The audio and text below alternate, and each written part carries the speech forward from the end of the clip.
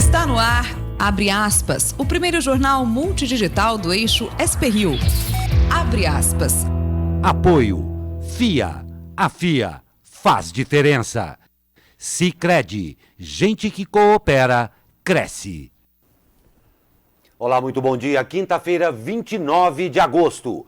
Com transmissão ao vivo pelos Facebooks da SP-Rio Mais e do jornal O Vale, está no ar o Abre Aspas, direto dos estúdios da SP-Rio Mais, no Jardim Aquários, em São José dos Campos, São Paulo. Comigo, nosso comentarista, o cientista social, Leandro Besseneri. Muito bom dia, Leandro. Bom dia, Glauco. E o jornalista Zé Guilherme. Bom dia, Zé. Bom dia, Glauco. E os destaques desta edição. Amazônia. Governo proíbe queimadas por 60 dias. A América do Sul vai debater crise ambiental. Marcas anunciam boicote ao couro brasileiro. É muita gente. Vale atinge 2,5 milhões de moradores e encara desafios estruturais. Brasil tem 210 milhões, segundo o IBGE. Saúde pública. Cidades do Vale registram 46 casos de sarampo. Em todo o país, já são 2.300 casos da doença. Romaria. Aparecida espera 100 mil peregrinos cariocas neste fim de semana. Mundo digital. 7 em cada 10 brasileiros acessam a internet. Moratória. A Argentina vai ao FMI pedir mais prazo para pagar suas contas. E o resultado do esporte, além de uma entrevista com Maíra Latorre Lopes, gerente em exercício do Senac de São José dos Campos. Ela vem conversar com a gente sobre o evento Casa Aberta, que acontece no sábado. Quer conhecer de perto tudo o que o Senac oferece? A hora é agora. Nós vamos para um rápido intervalo e não se esqueça, você pode participar do jornal e também da entrevista, mandando a sua mensagem aí na linha do tempo do Facebook. Eu espero por você. A gente volta já.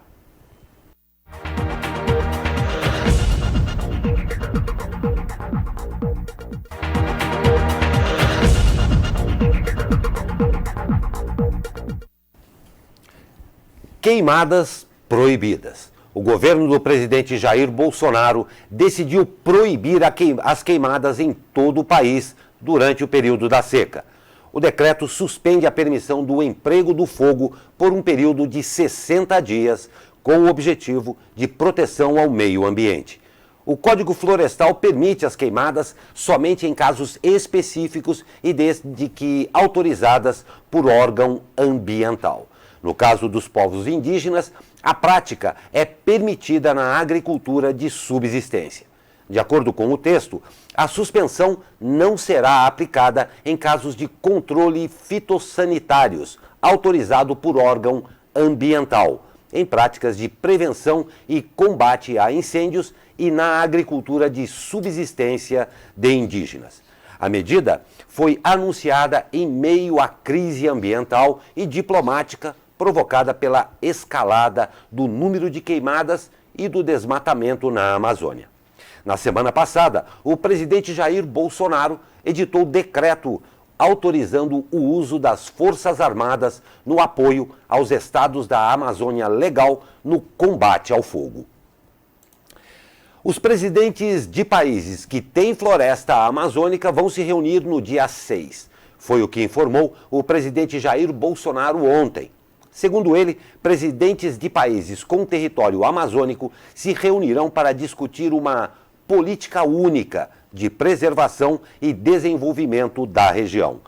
O encontro, segundo Bolsonaro, deverá ocorrer em Letícia, na Colômbia. A Venezuela ficará de fora do encontro. Abre aspas para o presidente Jair Bolsonaro. Estaremos reunidos com esses presidentes, exceto o da Venezuela, para discutir uma política única, nossa, de preservação do meio ambiente, bem como exploração de forma sustentável da nossa região, disse. O presidente não informou a relação completa dos países que participarão do encontro. A França de Emmanuel Macron que também possui território amazônico na Guiana Francesa, deve ficar de fora do encontro. Bolsonaro disse que o encontro em Letícia será exclusivo para líderes da América do Sul. O boicote à Amazônia começou. As queimadas na Amazônia fizeram com que a compra do couro brasileiro fosse suspensa por ao menos 18 marcas de roupas e calçados internacionais. A informação foi passada pelo Centro das Indústrias de Curtumes do Brasil, em carta enviada ao ministro do Meio Ambiente, Ricardo Salles. Dentre as 18 marcas que boicotaram o couro brasileiro estão Kipling, Timberland, Vans, The North Face, dentre outras. O presidente Jair Bolsonaro publicou ontem em sua conta oficial do Twitter que o boicote não existe e que a notícia era fruto de jornais que torcem contra o país. Porém, a informação vem de uma carta da própria SICB, abre aspas, para a carta do presidente executivo da SICB, José Fernando Bello. Recebemos com muita preocupação o comunicado de suspensão de compras de couros a partir do Brasil de alguns dos principais importadores mundiais. Esse cancelamento foi justificado em função de notícias relacionando as queimadas na região amazônica. Para uma nação que exporta mais de 80% de sua produção de couros, trata-se de informação devastadora, disse. O comentário do jornalista Zé Guilherme. Eis a questão. Uma empresa criadora de salmão da Noruega também pode deixar de comprar soja brasileira caso o Brasil não se empenhe na conservação da floresta. Não foi por falta de alerta que o governo demorou a se mexer diante da realidade das queimadas da Amazônia e no Centro-Oeste. Algumas lideranças agrícolas, mais antenadas com o mercado global, ficaram de cabelo em pé desde o início da gestão Bolsonaro, quando o Ministério do Meio Ambiente foi esvaziado completamente. Recentemente, Blairo Maggi, um dos maiores produtores e exportadores de soja do Brasil, ex-ministro da Agricultura, disse que a reação dos importadores é crescente. Disse mais, com todas as letras, abre aspas, os questionamentos sobre as condições de sustentabilidade da produção agrícola brasileira estão sendo mais frequentes e mais rigorosos. Corremos o risco de sofrer boicote às nossas exportações. A pressão dos consumidores e ambientalistas tende a aumentar. Ontem, ex-ministros do Meio Ambiente e cientistas de várias entidades e universidades brasileiras se reuniram em Brasília com o presidente da Câmara, Rodrigo Maia, pedindo uma espécie de moratória dos projetos ambientais em tramitação na casa. Segundo eles, precisam de mais discussão, enquanto um grupo de lideranças oposicionistas pedem mais ação do governo contra os queimadores e o fim da gestão ideológica da crise ambiental. Pois é. E o Ministério das Relações Exteriores informou que o governo brasileiro aceitou uma doação de 10 milhões de libras, cerca de 51 milhões de reais, do Reino Unido para combater os incêndios na Amazônia. Bom, né? Vamos esperar que isso daí, tá? Vamos para o intervalo, então rapidamente nós vamos para o intervalo, mas eu espero você na volta, é rapidinho.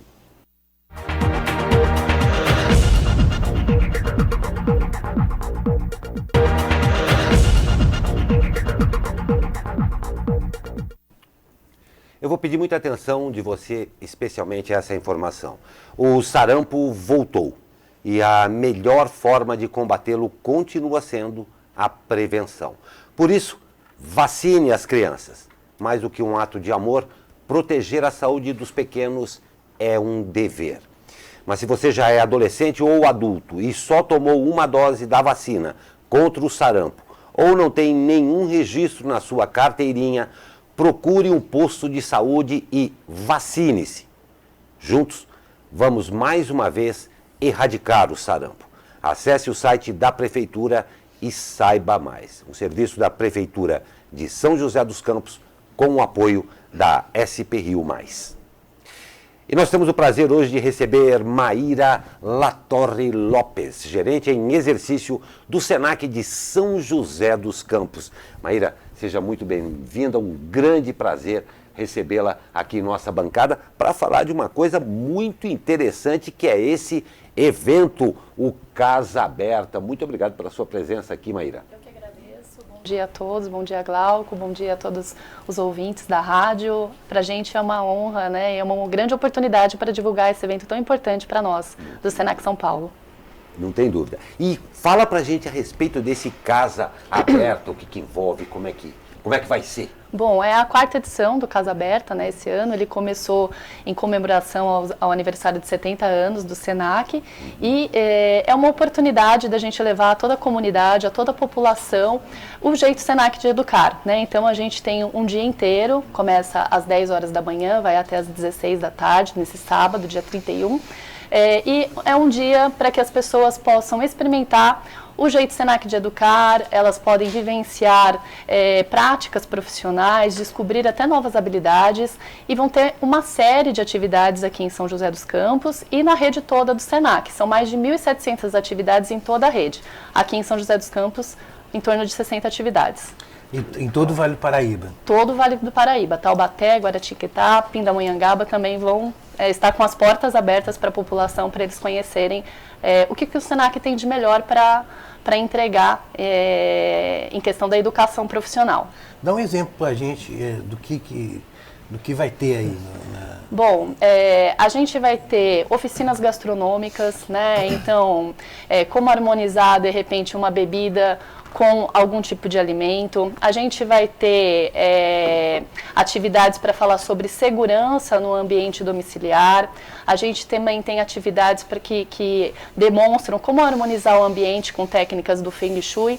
Então, cada uma das áreas que o SENAC atua, a gente vai ter uma atividade, lógico, num formato mais curtinho, mais dinâmico, interativo, mas que as pessoas possam experimentar de repente, um pouquinho daquela profissão num formato bastante dinâmico, né, vivencial. E é para todo o público, é aberto para todo tipo de público, todas as idades, né? A gente vai ter atividades desde para crianças, para adolescentes, para jovens adultos, enfim, pessoas da terceira idade. Todos estão convidados a ir à nossa casa, né, ao SENAC, aqui de São José dos Campos, para poder participar. Para as crianças, por exemplo, a gente vai ter oficina de pintura de rosto, a gente vai ter contação de histórias, vai ter um espetáculo, um show de música para as crianças. Então, os pais que quiserem participar da nossa programação, que viram no site alguma atividade que interessou,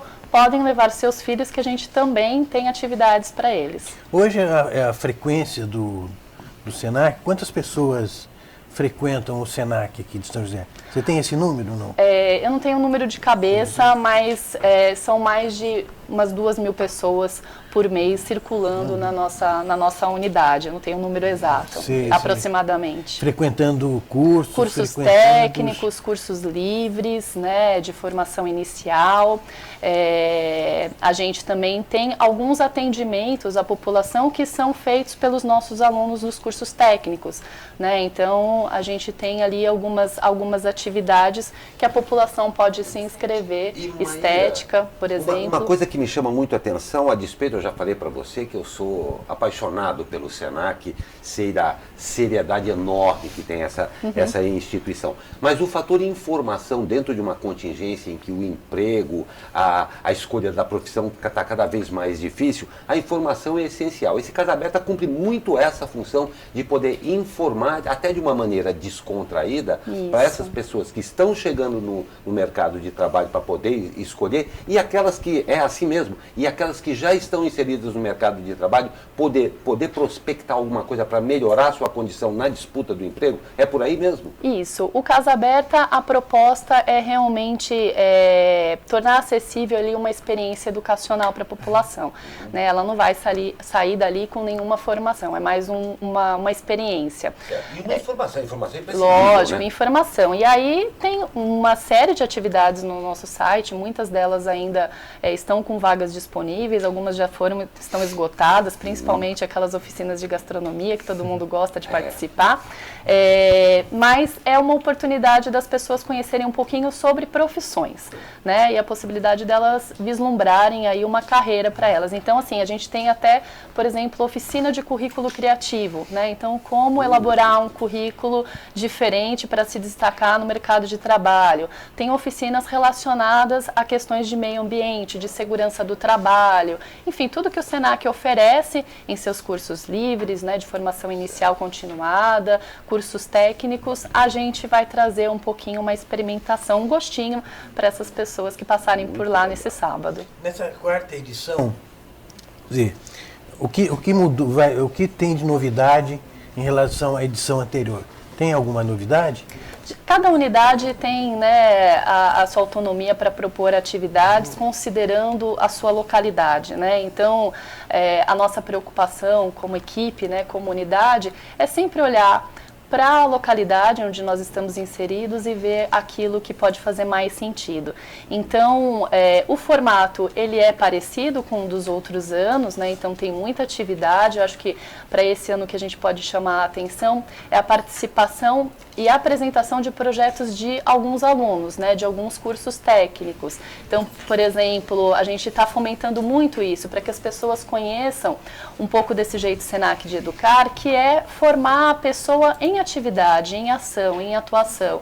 Então a gente vai ter uma oficina lá de moda, em que os nossos cursos dessa área, desse curso, eles vão fazer ali uma atividade para as pessoas saberem como se vestir, enfim. Então a gente vai dar um enfoque bastante também nesse protagonismo do aluno, né? Essa seria uma das diferenças, porque o nosso foco é explorar e fortalecer cada vez mais o jeito Senac de educar, que é por meio do desenvolvimento de competências. Maíra, me diz uma coisa, em relação à programação regular do Senac aqui em São José dos Campos, né? As pessoas vão atrás de cursos, atrás de workshops, atrás de exposições. Como é a dinâmica hoje do Senac em São José? A gente tem uma demanda muito grande por cursos técnicos, né, principalmente na área de enfermagem, na área de segurança do trabalho, na área de informática, né, a gente tem aqui um polo tecnológico imenso, e é uma intenção também do Senac São José dos Campos fortalecer. Então a gente tem essa procura bastante por cursos técnicos, né, uma formação mais longa, de 1.400 horas, que leva mais ou menos 1 ano e meio. Mas também nós temos os cursos livres, né, que são cursos mais curtinhos, de 40, 60 horas, enfim, que daí elas procuram às vezes para resolver uma questão bem específica, são geralmente já profissionais, pessoas já empregadas, que às vezes precisam se atualizar.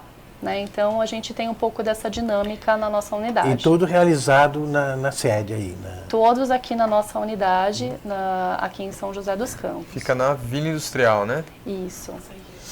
Sagiro Nakamura, 400. É uma coisa que é muito de interior também, que fica fácil de identificar. É ao lado do tiro de guerra. Isso mesmo. É ao lado do tiro de guerra, você já localiza rapidinho. Isso Né? mesmo. Também no caminho ali do velório da Urbana, é isso? Isso, também. Do lado do Teatrão também. Do lado do Teatrão. Do antigo Teatrão. Vários pontos de referência. Tem vários pontos.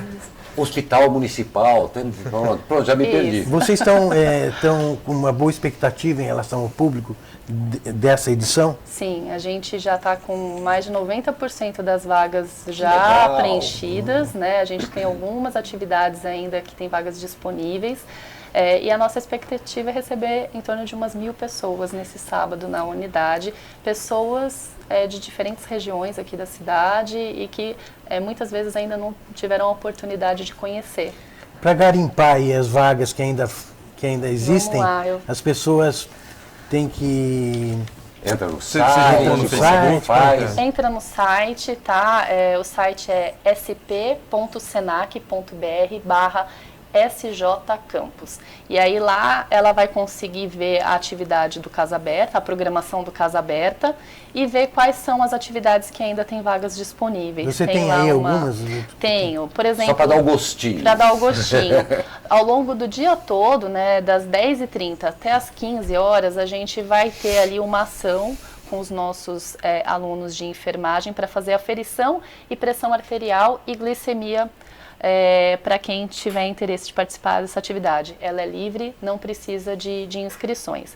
Por exemplo, a gente também tem vagas ainda para uma oficina que vai falar de cuidados com a pele e higienização facial, né, que está relacionado ao nosso curso técnico de estética.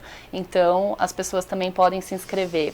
A gente tem ainda vagas para atividade de segurança no lar, como evitar acidentes domésticos, que hoje é bem importante, né, principalmente para famílias que às vezes têm idosos dentro de casa, crianças, né, pequenas. Então, é bem importante para todo mundo se conscientizar e também poder ver como agir preventivamente. Temos, por exemplo, vagas na parte da tarde sobre harmonizar e equilibrar o ambiente por meio da técnica do Feng Shui, né, que está ligada à nossa área de arquitetura e design. Também, então, tem algumas ainda que que a pessoa pode conferir no site, né, do Senac, da Unidade São José dos Campos, que ainda tem vagas disponíveis. Muito bem. Muito legal, Maíra. É sempre um prazer receber essa instituição que é para lá de importante. Eu ressalto uma coisa, o Senac está sempre muito ligado é muito contemporâneo, ele está sempre ligado com o momento. Esses cursos que vocês trazem aí têm essa riqueza de estar sintonizado com a população, claro, de uma seriedade enorme, e eu espero que vocês nos mantenham informados aí a respeito desses cursos de formação, porque cada vez mais a informação e a formação são imprescindíveis para aumentar a chance de você concorrer aí nesse mercado de trabalho que não está fácil. Parabéns ao Senac, eu agradeço demais a sua presença. Repito, eu fiz Senac, quando nem tinha Senac aqui em São José, vi com muito bons olhos quando vocês chegaram, então de parabéns, espero que você volte mais vezes para contar para a gente sobre essa instituição, tudo que faz aí. Obrigada, tá, Glauco, eu que agradeço e reforço o convite para esse sábado, a partir das 10 horas, a gente está com as nossas portas abertas para toda a população de São José. Prestigie o Senac, que você não vai se arrepender, com toda a certeza. Muito obrigado, Maíra. Eu ainda assinalo a presença do senhor Pasquarelli Júnior, da assessoria de imprensa no Senac. Tá ok? A gente vai para um rápido comercial e já voltamos.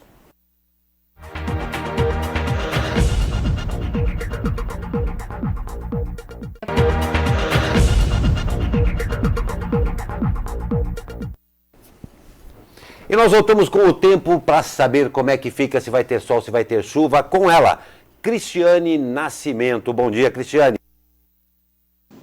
Bom dia, Glauco Turzi.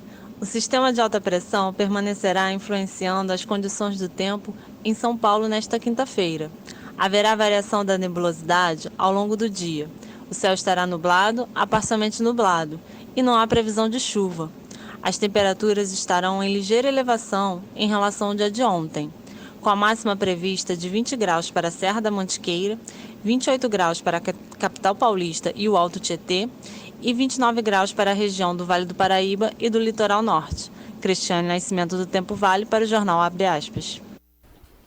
Obrigado, Cristiane. Um abraço a todo mundo aí do Tempo Vale. E eu dou bom dia aqui a Neide Maria, o Hamilton Neri e a Eugênia Minicucci, que nos acompanham ao vivo. Um bom dia a vocês também, tá? E olha, bastante atenção com relação a isso daqui. Você vai contratar uma caçamba para a sua obra? Certifique-se pelo site da Prefeitura que a empresa está autorizada a fazer o serviço. Isso garante a destinação adequada dos resíduos e mantém a cidade saudável. Afinal, descartar entulhos corretamente e manter São José limpa é fundamental para proteger a saúde das pessoas e o meio ambiente. Lembre-se, tanto o transportador não autorizado quanto quem contrata empresas sem autorização podem pagar multa. Acesse o site da Prefeitura antes de contratar. Um serviço da Prefeitura Municipal de São José dos Campos com o apoio da SP Rio Mais. E segundo pesquisa divulgada ontem pelo IBGE, a RM Vale ganhou 24.265 novos moradores em um ano e ultrapassou pela primeira vez na história a barreira de 2,5 milhões de habitantes em julho deste ano.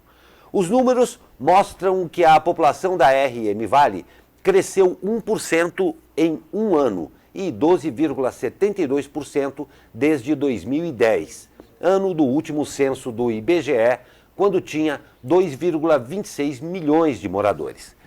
Em intervalo de 9 anos, a região ganhou 288 mil habitantes e cresceu acima das taxas de crescimento do estado de São Paulo e do país, respectivamente de 10% e 9% no mesmo período.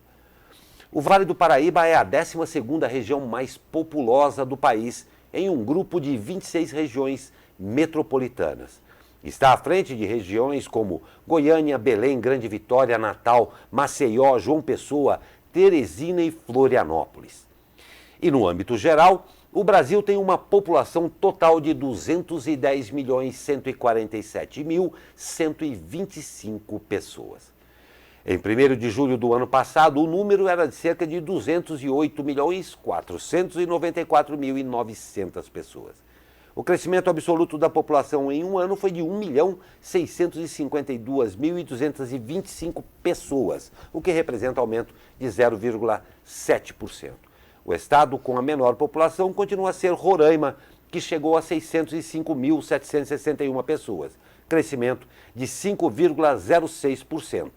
A maior população se encontra em São Paulo, com 45.919.049 pessoas, aumento de 0,8% em relação ao estimado há um ano. Estamos nos enchendo de gente. É bastante gente, né? É bastante gente, Glauco, mas a gente tem que entender que de uns anos para cá, principalmente a partir dos anos 80, final dos anos 80, as migrações de longa distância no país como um todo, né, vindo de outros estados, por exemplo, já diminuíram muito. Uhum. E as taxas de natalidade, no caso a fecundidade das mulheres, né, o número médio de filhos por mulher, tem diminuído também. Isso a gente vê, isso vem ocorrendo desde os anos 80, né, vem sendo registrado nos censos desde os anos 80 até, né, os tempos atuais.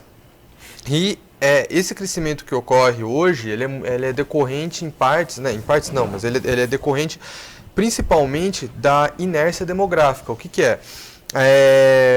As pessoas continuam tendo filhos, mas estão tendo menos filhos, mas elas não pararam de ter filhos. Então a população de repente, uma família que tinha 3, 4 filhos, cada um vai ter um filho, isso vai aumentar a população, até que vai chegar num ponto, quando a pirâmide etária já tiver, né, quando essas pessoas já tiverem caminhado mais para o topo da pirâmide etária, em que a população vai se estabilizar, né, então vai parar de crescer.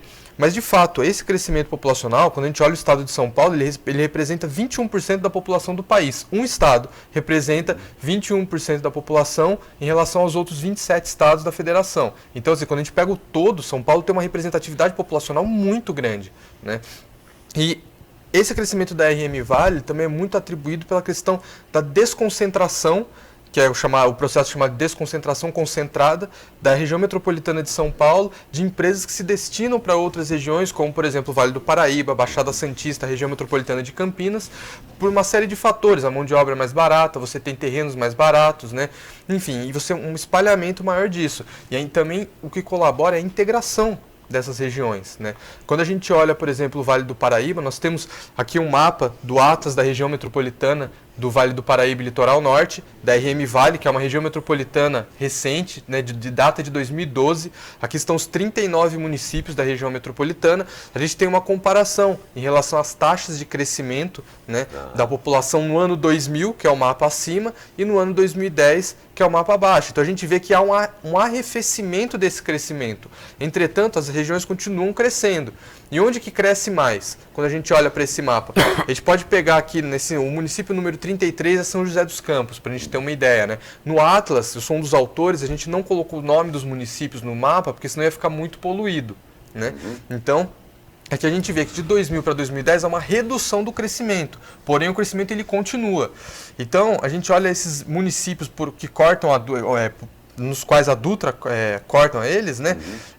A gente vê, por exemplo, São José dos Campos, Taubaté, Pindamonhangaba, municípios que ainda crescem bastante mais em relação aos outros, principalmente municípios que são mais urbanizados e industrializados, que é o caso de São José, Jacareí e Taubaté.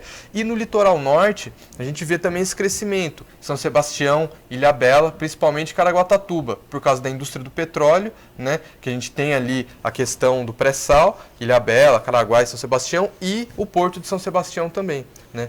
Então, se a gente olhar o próximo mapa, né, é o mapa das taxas de crescimento por setores censitários, a taxa geométrica de crescimento por setor censitário. Esse mapa também está no Atlas do Vale do Paraíba, que está sendo lançado pela editora Librum, e ele mostra a característica do crescimento intraurbano nesse período de 10 anos. Legal. Então a gente consegue olhar não só o município em si, mas a gente consegue olhar dentro do município e ver quais regiões estão crescendo mais. Então se a gente olhar para São José dos Campos, a gente vê a região oeste, por exemplo, que é onde o Aquários aqui, Urbanova, são regiões que cresceram muito. Então nesse período de 10 anos, né, de 2000 a 2010, apresentaram um grande crescimento, e a região leste também de São José, que teve um crescimento muito forte.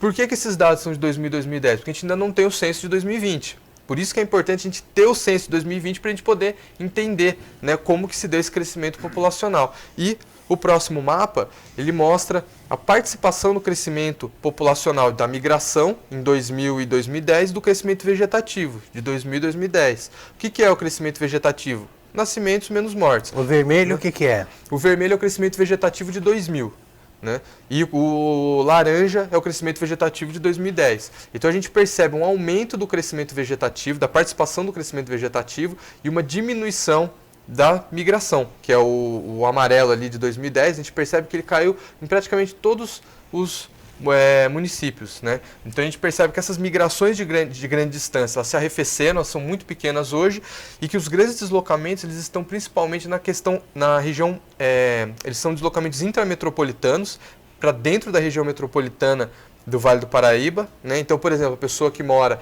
em Bananal, que de repente começa a trabalhar em Cruzeiro, ou que mora em Pinda e começa a trabalhar em Taubaté, e a gente vê também que esses fluxos, né, intrametropolitanos, eles se tornaram mais intensos. Além disso, a gente também tem trocas com outros estados, por exemplo, Rio de Janeiro e Minas Gerais, né? Porque o Vale do Paraíba é uma região de passagem entre as duas principais metrópoles do país. E a gente tem ainda ao lado o estado de Minas Gerais, né? Então esse crescimento populacional, ele é acompanhado por uma série de fatores, né? A gente tem que entender como que se dá essa redistribuição populacional, né? Redistribuição espacial da população, que é o que a gente tenta mostrar um pouco com o Atlas do Vale, né? E quais as características e o perfil dessa população e da região onde elas moram. Quem quiser acessar esse Atlas, que acaba de ser lançado, né, Leandro? Ele vai ser lançado ainda e vai estar disponível em PDF gratuitamente para todas as pessoas. Ele vai ter um site para ele. A gente vai fazer um lançamento, vai divulgar bastante aqui na cidade, e a pessoa pode baixar em PDF. São mais de 50 indicadores, mais de 50 mapas. Tem mapa de zoom, focando em regiões específicas da RM Vale,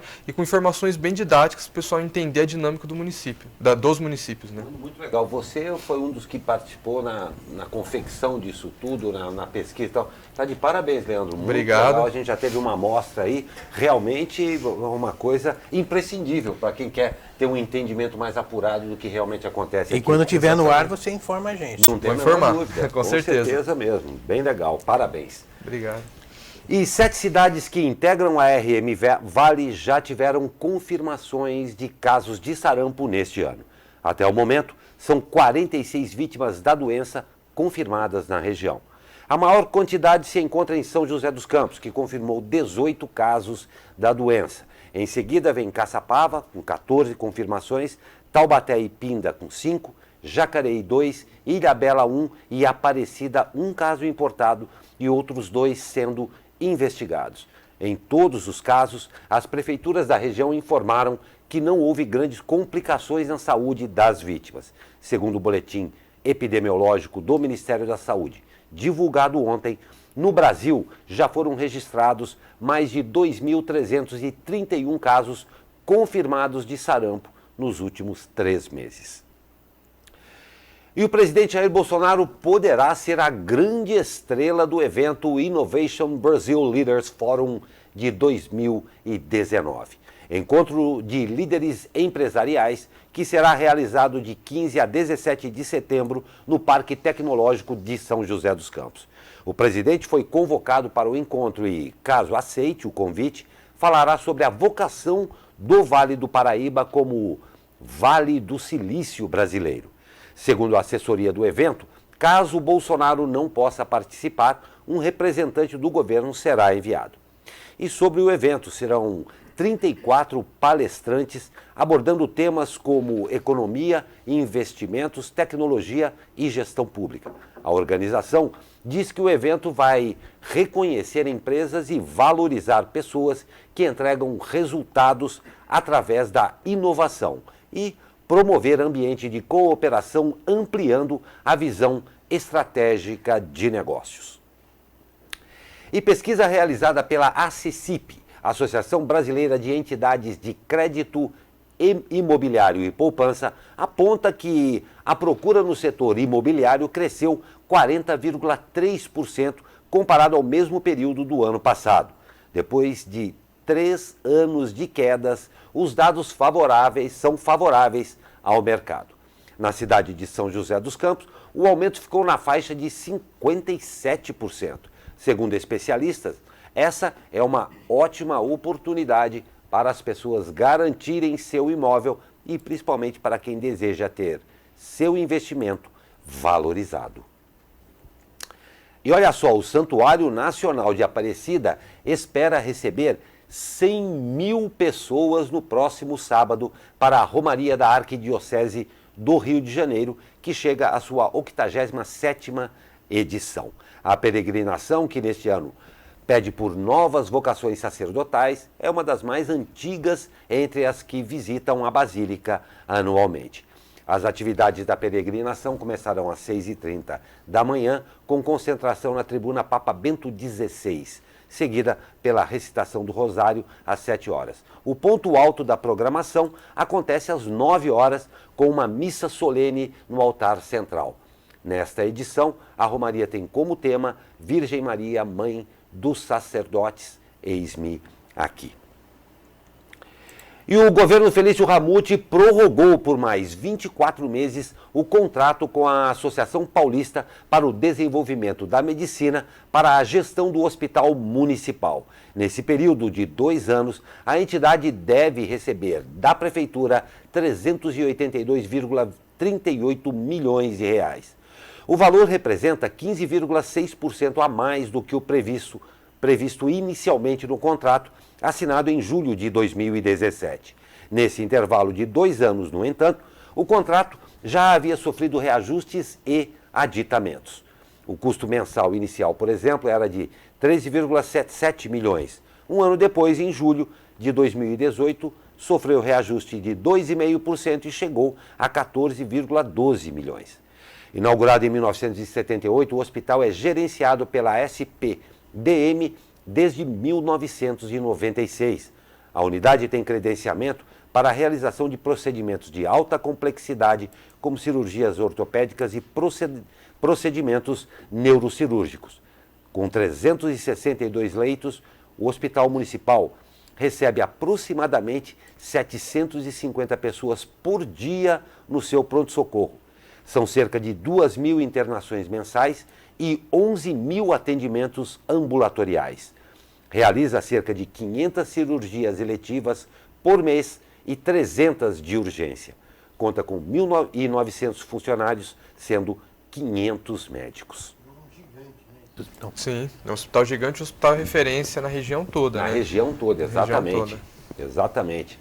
É bastante gente que se utiliza, inclusive o próprio prefeito esteve aqui dando uma entrevista e citou os números que são realmente expressivos no quanto é amplo o atendimento desse hospital municipal, de suma importância para a nossa região mesmo.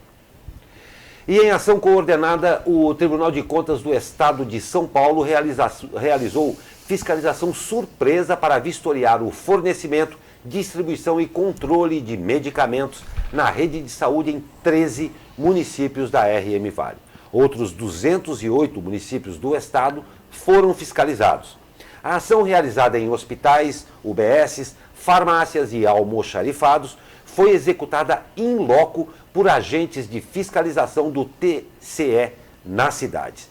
Durante 6 horas de operação, foram vistoriados itens como acondicionamento dos medicamentos e condição de controle no armazenamento e na distribuição dos remédios, inclusive aqueles que são entregues por meio de processos judiciais. Todos os dados coletados e situações de irregularidade registradas foram apresentados no site do TCE. Há um ano, um grupo do Cefas, Centro de Educação Profissional Hélio Augusto de Souza, trabalha na conservação do protótipo do avião Bandeirante, da réplica do avião 14 bis e das maquetes da família Sonda no Parque Santos Dumont. Agora, alunos e ex-alunos dos cursos de manutenção de aeronaves e de eletrônica se preparam para a penúltima ação do projeto, que acontece neste sábado, dia 31, a partir das 9 horas. O trabalho lá é resultado de uma parceria entre a Fundas e a Secretaria de Manutenção da cidade e realiza a preservação e manutenção dos patrimônios históricos da aviação, localizados ali na região central do município. O último encontro está previsto para o final de setembro. Abre aspas, a ideia é que os alunos tenham contato prático com o que aprendem no curso e contato com o mundo aeronáutico, além de reforçar a preservação de um patrimônio da cidade que é como nossa, que é a capital da aviação, diz o orientador e professor de manutenção de aeronaves, Gilmar Camargo. E a 34ª edição do Festivale começou ontem. O Festival Nacional de Teatro do Vale do Paraíba deste ano teve 402 peças inscritas, número recorde. E a repórter Carolina Correia esteve conversando com o coordenador do Festivale. Confira. E aqui em São José dos Campos acontece a 34ª edição do Festival e hoje, para entender melhor, eu vou falar com o Vange, que é coordenador do festival. Vange, queria que você me falasse a importância do festival. O Festival ele é um dos mais importantes festivais de teatro do nosso país, um dos mais importantes do Vale do Paraíba, né? 34 anos, né? 3 décadas, né? Com muito teatro, com uma relação muito forte entre os grupos da cidade, né? Com os grupos convidados, né? Na verdade, o festival é uma celebração. E esse ano tem alguma novidade no festival? Temos, né, a começar pelo tema, né, o teatro popular e o teatro de grupo. Convidamos alguns grupos muito importantes no cenário, né, teatral brasileiro. Estamos trazendo espetáculo com 2 referências na direção teatral brasileira, né, que é a Bia Lessa, né, que está vindo com o espetáculo Grande Sertão Veredas, né, que vai estar abrindo o nosso festival. O Alto da Compadecida também, com a direção de Gabriel Vilela, um dos mais importantes diretores de teatro do nosso país. E, ao todo, quantas apresentações serão e onde elas vão acontecer? São cerca de 47 apresentações, né, entre os grupos convidados, os grupos selecionados. Temos grupo de 5 estados, né, brasileiros, né. Temos vários municípios participando, Vale do Paraíba, enfim, o estado todo, né, participando. E estaremos, né, nessa programação com ações nos teatros, né, o Teatro Municipal, o Cine Santana, Benedito Alves, todas as nossas casas de cultura, praças e parques da cidade também. E eu queria que você me falasse que esse ano foi o recorde de inscrições, né? Como é feito esse processo seletivo? Quantas inscrições foram esse ano? Esse ano tivemos um recorde, né, muito positivo de 412 inscrições.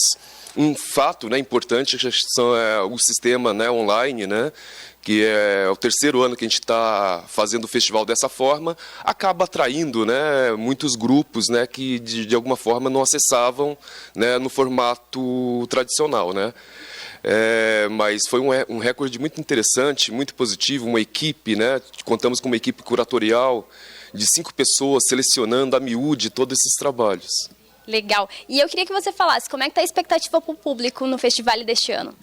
Olha, esse festival ele está batendo todos os recordes, né, expectativas que imaginamos, né? Por exemplo, ontem, o primeiro dia que disponibilizamos os ingressos, em 10 minutos, né, os 300 ingressos que disponibilizamos de forma online, eles se esgotaram. Hoje, para amanhã, a mesma coisa. Só que daí tem um detalhe interessante, né? 50% dos ingressos foram disponibilizados de forma online.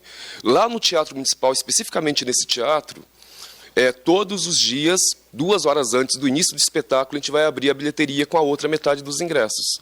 Perfeito, muito obrigada pela sua entrevista. E se você tiver alguma dúvida, todas as informações vão estar no site da SP Rio. Obrigado, Caroline Correia. Muito legal a sua matéria para esse grande festival aí, que realmente já é referência nacional e com muito orgulho está aqui em São José dos Campos e principalmente na RM Vale. Isso é muito legal, sucesso absoluto mesmo. E o atleta da região, Gabriel Medina, conquistou o vice-campeonato na etapa do Tahiti, no circuito mundial de surf. O título ficou nas mãos do australiano Owen Wright. Com o vice-campeonato nas ondas de Teahupo'o, Medina passou para a 4ª posição no circuito mundial de surf com 34.695 pontos. Outro brasileiro, Felipe Toledo, que foi eliminado nas oitavas de final, passou a liderar o circuito com 36.600 pontos. Com os resultados no Tahiti, Medina e Toledo se aproximam das 2 vagas que o Brasil pode conquistar no surf masculino dos Jogos Olímpicos de Tóquio 2020. Ainda faltam mais 4 etapas para o fim do campeonato e os brasileiros precisam terminar entre os 10 primeiros colocados para garantir a vaga olímpica. Você está bem de tahitineso aí, Tahiti, mas será que é assim mesmo? Eu fiquei um pouco na dúvida aqui. Não, eu acho que você falou esplendidamente. Foi? Então tá bom. Só falta ir para o Tahiti para praticar melhor, né? Gostaria muito, inclusive. Pede para o diretor Maurício Guizarte enviar. Quem sabe, meu correspondente de Tahiti. Você vê que eu já estou meio velho para ficar de bermuda e sem camisa na praia, né? Eu acho que sim. Porque surfista não vou ser mesmo, isso com certeza. Mas vamos para o esporte com os resultados, claro, da quarta-feira, dia de futebol aqui no Brasil. Primeiro com o esporte da região.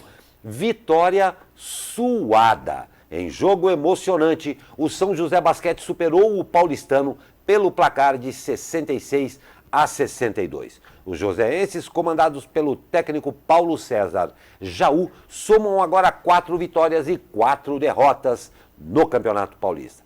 O próximo compromisso do time será na próxima terça-feira, quando visita o Bauru, no ginásio Panela de Pressão. Aí deve ser difícil mesmo, hein? E sobre o futebol, né? Festa do Mengão. Com o empate de 1-1, o Flamengo eliminou o Internacional e se classificou para a semifinal da Copa Libertadores. Agora, a equipe carioca vai enfrentar o Grêmio, que eliminou o Palmeiras.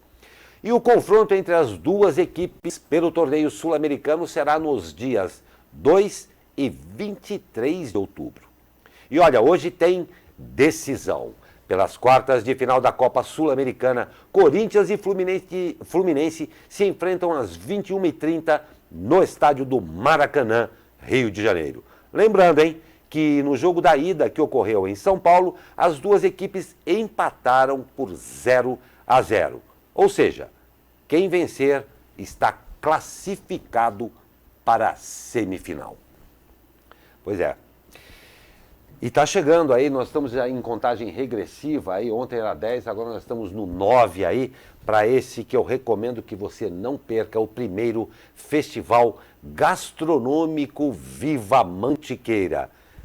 Vou perguntar para você, quem que está fazendo esse Festival da Mantiqueira aqui? Hein?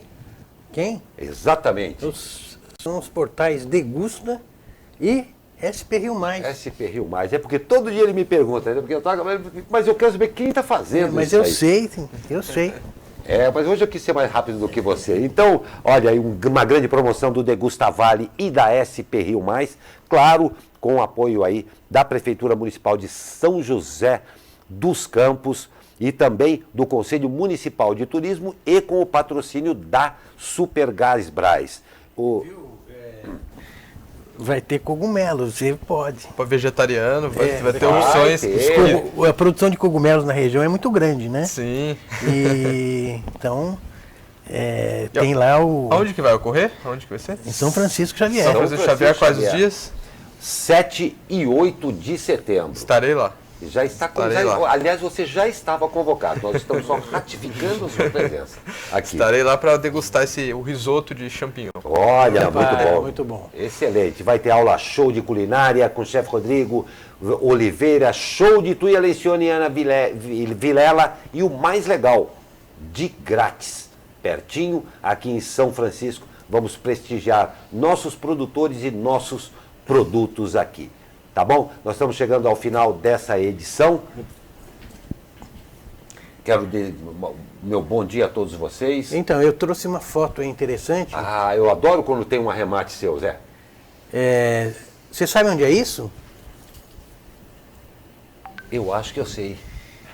É lá na Avenida João Batista Soares, lá na Ferradura. No finalzinho, chegando na Johnson. Então, aí tem uma clínica veterinária, né? E há tempo tinha um grafite de animais aí, se dá para ver os animais aí. Né? É muito engraçado isso aí. E tinha sido apagado o grafite.